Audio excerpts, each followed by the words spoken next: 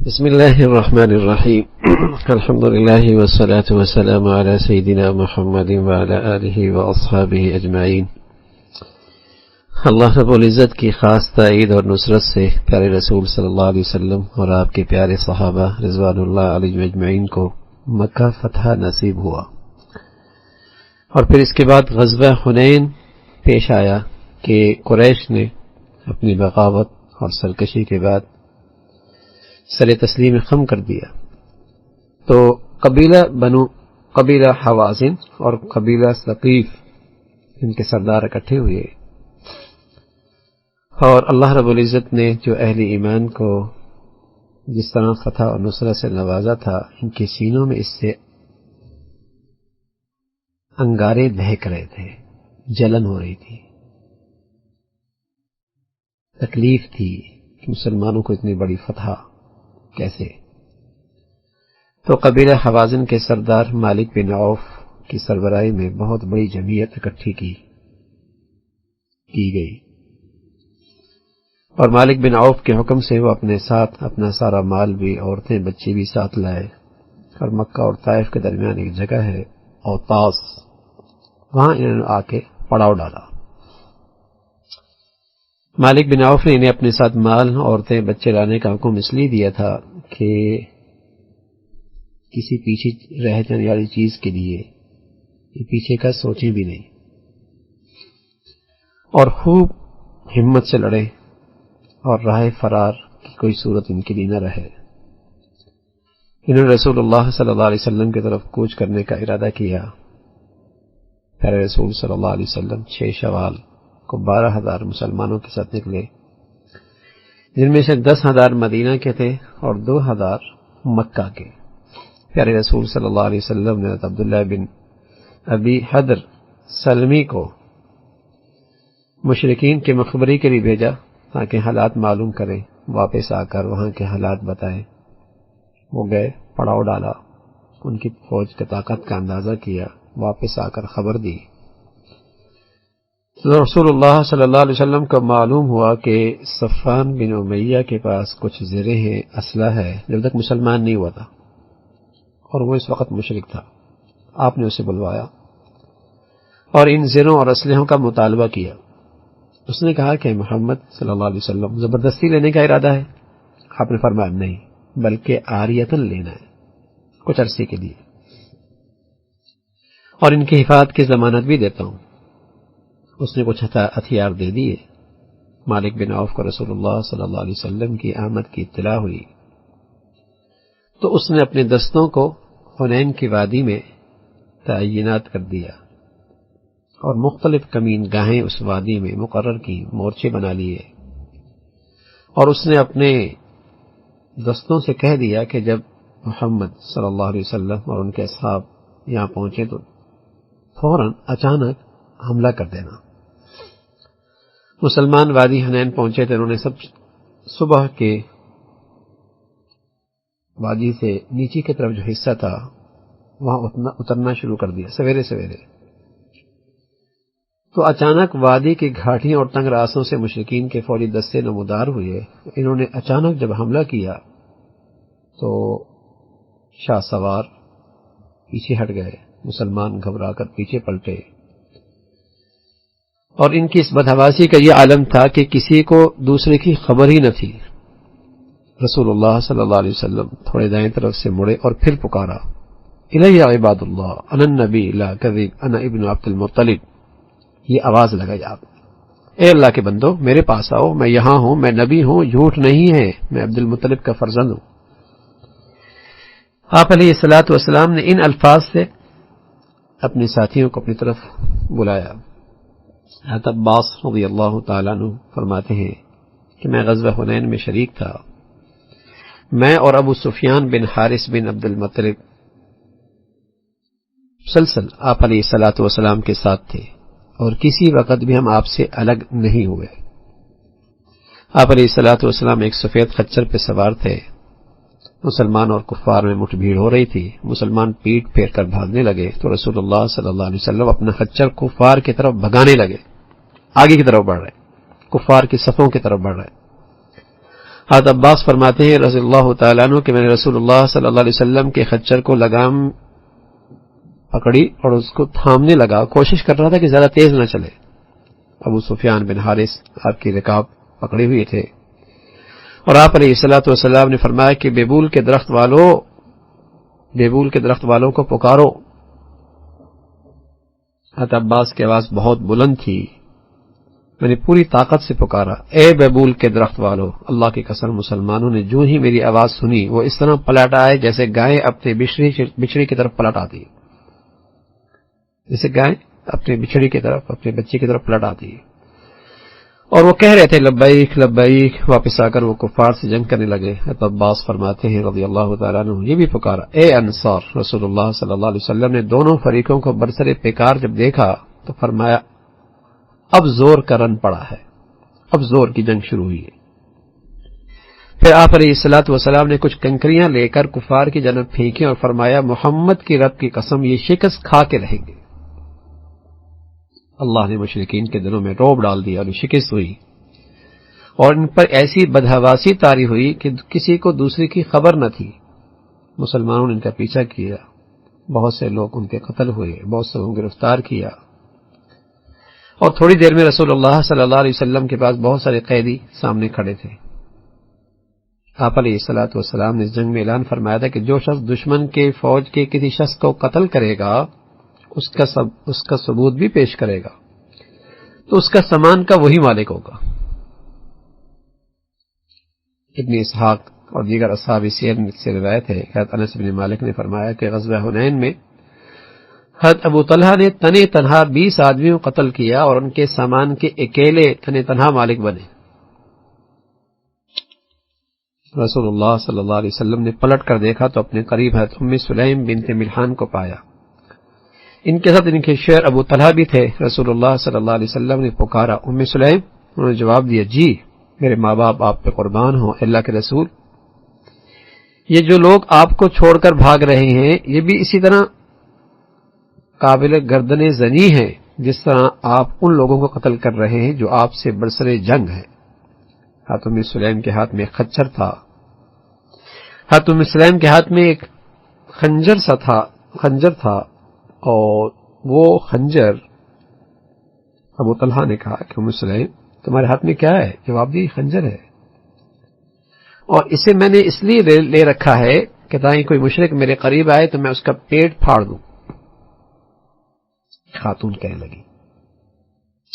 رسول اللہ صلی اللہ علیہ وسلم گزر ایک عورت کے پاس سے ہوا جسے حضرت خالد بن ولید نے قتل کر دیا تھا، لوگ اس کے گرد جمع تھے، اس کی لاش دیکھ کر آپ نے فرمایا لوگوں بتاؤ کیا ہوا؟ یہ فرمایا یہ عورت ہے اور خالد نے انہیں قتل کیا ہے۔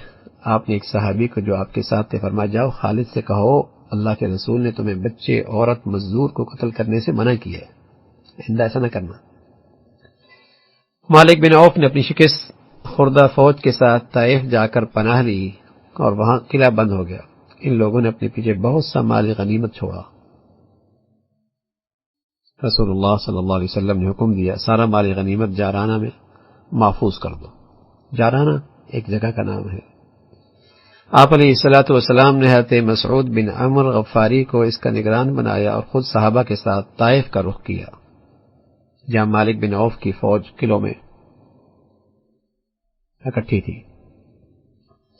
طائف کی طرف چل پڑے، صحابہ نے جا کر وہاں محاصرہ کر لیا۔ قبیلے ثقیف کے لوگوں نے اپنے قلعوں سے مسلمانوں پر خوب تیر برسائے جس سے بہت سارے مسلمان شہید ہوئے۔ طائف کا محاصرہ 10 سے کچھ زائد دن تک رہا اور بعض روایت میں آتا ہے کہ 20 دن تک رہا، مگر شہر فتح نہ ہو سکا۔ آپ علیہ الصلوۃ والسلام کی رائے یہ بنی کہ محاصرہ اٹھا دینا چاہیے۔ عبداللہ ابن عمر سے روایت ہے کہ رسول اللہ صلی اللہ علیہ وسلم نے صحابہ میں اعلان کیا کہ ہم انشاءاللہ واپس جانے والے ہیں۔ اس پر بعض صحابہ نے کہا شہر فتح کیے بغیر ہم کیسے واپس جائیں؟ تو پیارے رسول صلی اللہ علیہ وسلم نے فرمایا ٹھیک ہے اگر تمہاری رائے ہے تو اور روکتے ہیں۔ اگلے دن بھی انہوں نے محاصرہ جاری رکھا۔ اس دن بعد صحابہ زخمی ہو گئے تو آپ علیہ الصلوۃ والسلام نے فرمایا کل واپس جا رہے ہیں، اب سب تیار ہو گئے۔ یہ منظر دیکھ کر رسول اللہ صلی اللہ علیہ وسلم ہنسنے لگے۔ جب آپ علیہ الصلوۃ والسلام واپس ہونے لگے تو صحابہ سے یہ دعا کرنے کی ہدایت فرمائی، آئبون تائبون عابدون لربنا حامدون، ہم واپس ہوتے ہوئے اپنے رب کی طرف پلٹتے ہیں، اسی کی عبادت کرتے ہیں، اسی کی حمد و ثنا کرتے ہیں۔ یہ واپسی کے آپ کے لوٹنے کے کلمات اور دعا تھی۔ بعض صحابہ نے کہا اللہ کے رسول، قبیلہ ثقیف کے لیے بد دعا کر دیجئے۔ آپ نے اس کے بجائے ان کے لیے دعا کی اور فرمایا اے اللہ ثقیف کو ہدایت دے دے اور انہیں توفیق دے کہ میرے پاس حاضر ہو جائے۔ آپ کی یہ دعا قبول ہوئی اور تھوڑا ہی عرصہ گزرا تھا کہ اللہ نے ثقیف کو ہدایت کی دولت دے دی اور ان کا وفد رسول اللہ صلی اللہ علیہ وسلم کی خدمت میں مدینہ میں حاضر ہوا اور اس نے اسلام کا اعلان کیا۔ رسول اللہ صلی اللہ علیہ وسلم جارانہ تشریف لائے اور وہاں حوازن کے وہ قیدی اور اموال غنیمت محفوظ کر رکھے تھے جو غزوہ حنین میں مسلمانوں کے ہاتھ آئے تھے، آپ نے قیدیوں میں تقسیم کر دیا۔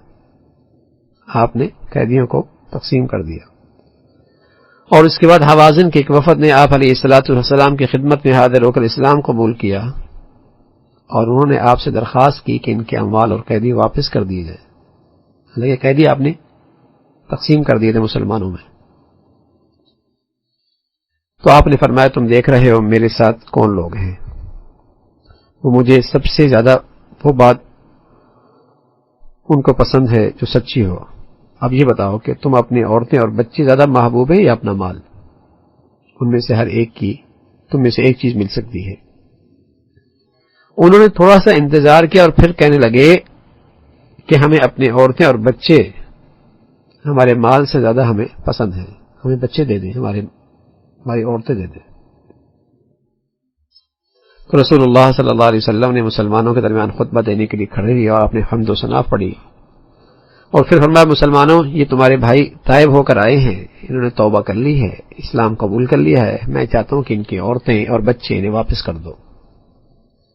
اب تم میں جو لوگ بخوشی اس پہ تیار ہیں وہ انہیں چھوڑ دیں اور جو لوگ اپنے حق سے دستبردار نہیں ہونا چاہتے وہ بھی انہیں چھوڑ دیں، ہم ان کے بدلے میں انہیں آئندہ مال غنیمت میں حصہ دیں گے۔ یہ سن کر تمام لوگ پکار اٹھے اے اللہ کے رسول ہم بخوشی انہیں چھوڑنے کے لیے تیار ہیں۔ آپ علیہ الصلوۃ والسلام نے فرمایا ہماری سمجھ میں نہیں آ رہا کون راضی ہے کون راضی نہیں ہے، اس وقت تم لوگ اپنی جگہ چلے جاؤ اور تمہارے سردار ہمارے پاس آ کر صحیح صورتحال کی اطلاع دیں۔ ہو سکتا ہے میرے سامنے تم یہ کہہ رہے ہو، تمہاری دلی رضا اس کا اظہار تم اپنے اپنے سرداروں کے سامنے کر دو۔ لوگ چلے گئے، ان کے سرداروں نے ان کے پاس جا کر ان کی مرضی معلوم کی، پھر وہ آئے حضور علیہ الصلوۃ والسلام کو اطلاع دی کہ یا رسول اللہ انہوں نے سارے قیدی چھوڑنے پہ سبھی راضی ہیں، بخوشی راضی ہیں۔ اس طرح حوازن کے تمام قیدی واپس کر دیے گئے۔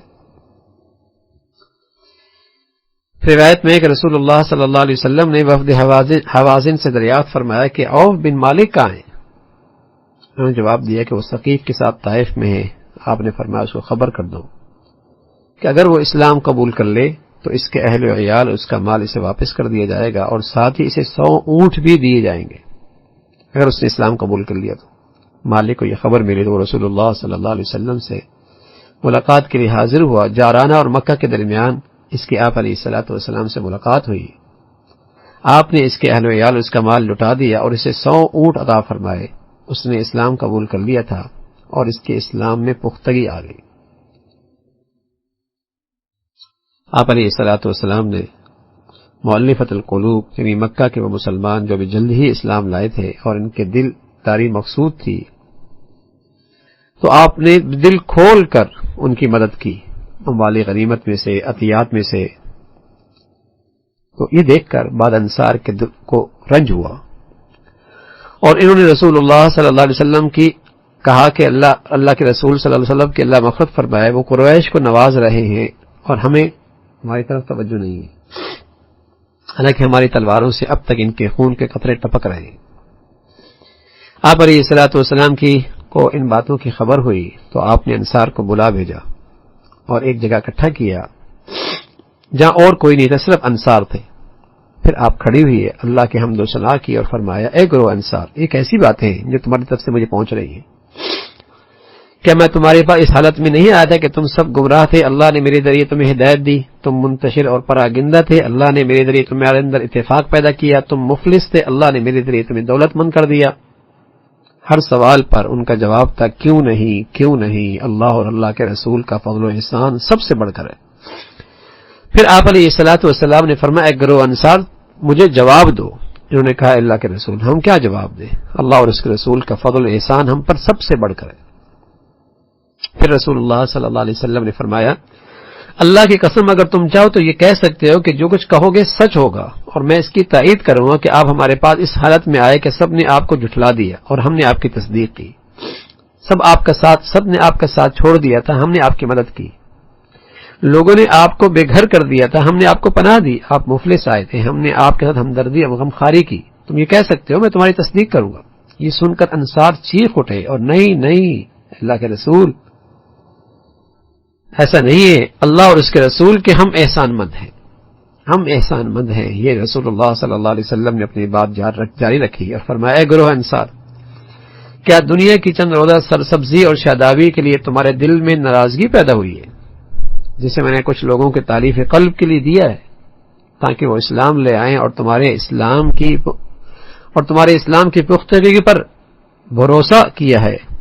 ان کی تو اسلام کے معاملے میں مجھے تھوڑا سا اطمینان لینا تھا اور انہیں میں نے اس لیے دیا کہ تاکہ انہیں رسوخ مل جائے ایمان میں، اسلام میں، اور تمہارے اسلام کی پختگی پر تو مجھے بھروسہ ہے۔ اے گروہ انصار کیا تم اس بات پہ راضی نہیں کہ لوگ اپنے ساتھ بھیڑ بکریاں لے کے جائیں اور تم اپنے خیموں میں اللہ کے رسول کو لے کے جاؤ؟ اللہ کی قسم جو چیز تم لے کے جاؤ گے وہ اس سے کہیں بہتر ہے جسے وہ لے کے جا رہے ہیں۔ اس ذات کی قسم جس کے قسم محمد صلی اللہ علیہ وسلم کی جان ہے، اگر ہجرت نہ ہوتی تو میں انصار ہی کا ایک فرد ہوتا۔ اگر دوسرے لوگ کسی ایک راستے پہ چلیں اور انصار دوسرے راستے پہ چلیں تو میں انصار کے راستے پہ چلوں گا۔ تم لوگ میرے بات خود غرضی دیکھو گے، اس وقت صبر کرنا یہاں تک کہ حوض پر مجھ سے آ ملو۔ ہے اللہ انصار پر، انصار کی اولاد پر، انصار کی اولاد کی اولاد پر رحم فرما۔ یہ رسول اللہ صلی اللہ علیہ وسلم نے خطبہ دیا اور جو دعائیں دی یہ سن کر تمام انصار رو پڑے، اتنا روئے کہ ان کی داڑیاں آنسوں سے تر ہو گئی، اور وہ کہنے لگے کہ ہم اللہ اور اللہ کے رسول کے تقسیم پہ راضی ہیں۔ بعض بدو حضور علیہ الصلوۃ والسلام کے پیچھے آئے، آپ سے مزید عطیات مانگنے لگے، دیہاتی اور عطیات مانگنے لگے۔ ان کی وجہ سے بیبول کے ایک درخت میں آپ علیہ الصلوۃ والسلام کی چادر اٹک گئی۔ آپ ان کی طرف متوجہ ہوئے اور فرمایا لوگو مجھے میری چادر دے دو، اللہ کی قسم تہامہ میں جتنے درخت ہیں اگر میرے پاس اتنے اونٹ ہوں تو انہیں بھی تمہارے درمیان تقسیم کر دوں گا، مجھے ان چیزوں کی کیا پرواہ، سب تقسیم کر دوں گا۔ پھر تم مجھے نہ بخیل پاؤ گے، نہ جھوٹا، نہ بزدل۔ لوگوں نے اللہ کی قسم تمہارے مال فے میں سے مجھے صرف 5واں حصہ ملتا ہے اور وہ بھی میں تم لوگوں میں تقسیم کر دیتا ہوں۔ ایک دیہاتی آپ کے پاس آیا اور آپ کی چادر پکڑ کر زور سے کھینچی۔ آپ اس وقت ایک موٹی نجرانی چادر اوڑھی ہوئی تھے، اتنی زور سے کھینچی گردن پہ اس کے نشان پڑ گئے۔ اس نے کہا مجھے اس مال میں سے دے دو جو اللہ نے آپ کو دیا ہے۔ آپ علیہ الصلوۃ والسلام اس کی طرف متوجہ ہوئے اور سبحان اللہ کیا حلم، کیا بردباری، اس کے اس انداز پر ہنسے، پھر اسے کچھ دینے کا حکم دیا۔ ابن اسحاق فرماتے ہیں کہ رسول اللہ صلی اللہ علیہ وسلم نے جارانہ سے عمرہ کا احرام باندھ لیا اور عمرے سے فراغت کے بعد آپ مدینہ لوٹ آئے اور مکہ میں عتاب بن اسید کو اپنا جانشین بنا دیا۔ تو یہ واقعہ پیش آیا حنین کا، اور حنین کی یہ صورتحال سامنے آئی۔ اس میں بہت ساری نصیحتیں ہیں کہ اگر معرکہ بدر سے مسلمانوں کو یہ سبق ملا تھا کہ دشمنوں کی کثرت کے مقابلے میں ان کی قلت انہیں کچھ نقصان نہیں پہنچائے گی اگر وہ صبر اور استقامت اور تقوی اختیار کریں، تو غزوہ حنین میں انہیں یہ درس ملا کہ کثرت تعداد سے بھی انہیں کچھ فائدہ نہیں ہوگا اگر وہ صابر اور متقی نہ ہو۔ اگر مستقل مزاجی اور متقی نہ ہو تو یہ کثرت فائدہ نہیں دے گی، اور غزوہ بدر میں اگر متقی اور پرہیزگار اور اللہ کی مدد اور نصرت پہ نظر ہے تو قلت انہیں کوئی نقصان نہیں دے گی۔ اسی طرح حنین سے یہ بات بھی ملی ہے کہ جیسے بدر میں قرآن کی آیتیں آئی ہیں ایسی حنین کے بارے میں بھی قرآن کی آیتیں نازل ہوئی۔ بدر میں مسلمانوں کی تعداد دوسرے کسی بھی مارکے میں ان کی تعداد سے بہت کم تھی. اس کے باوجود اتنی کم قلت میں بھی انہیں کوئی نقصان نہیں ہوا، اس لیے کہ ان کا اسلام سچا، ان کا ایمان پختہ اور اللہ کے رسول کا تعلق بہت گہرا. حنین میں مسلمانوں کی تعداد اس سے پہلے ہونے والے تمام مارکوں کے مقابلے میں سب سے زیادہ تھی، اور اس کے باوجود کثرت سے انہیں کچھ بھی فائدہ نہیں ہوا، اس لیے کہ اس مارکے میں شریکوں کی بڑی تعداد اس کی نظر کثرت پہ آ گئی، تعداد پہ آ گئی. اللہ کی مدد اور نصرت اور اللہ کی ذات سے نظر ذرا سی ہٹی تو یہ کثرت بھی کسی کام نہ آئی.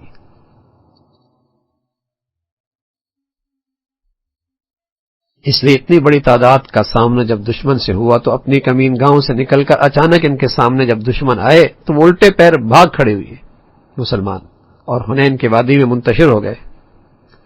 اس موقع پہ اس بات کا امکان ہو چلا تھا کہ اس دہشت کے سائے میں بظاہر بہت سے مومنین صادقین کے دلوں تک معاملہ یہ بات نظر آئی کہ بہت سارے مسلمان پیچھے ہٹ جائیں گے، لیکن انصار اور مہاجرین نے جو ہی رسول اللہ صلی اللہ علیہ وسلم کی پکار سنی تو فوراً پلٹ آئے اور آپ کے گرد حلقہ بنا لیا اور زبردست جنگ ہوئی. ان لوگوں نے ان کی تعداد 200 سے زائد نہ تھی، لیکن ان 200 کی وجہ سے مسلمان دوبارہ فتح اور نصرت سے ہمکنار ہوئی.